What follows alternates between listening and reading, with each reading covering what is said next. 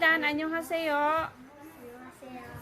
Okay, so today, mag-graduate na ka sa special students. So before ka mag-graduate sa special students, para ma-move na ka sa regular elementary, you need to pass this reading comprehension. So are you ready to read? Okay, so start read na. Seals are mammals that live mostly in broad seas. A seal's body is round in the middle and narrower at the ends. The skin is usually brown, gray, or black.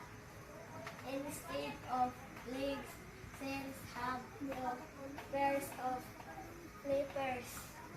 Flippers help seals to swim. Seals eat mostly fish. Some also eat squid and shellfish. Okay, very good.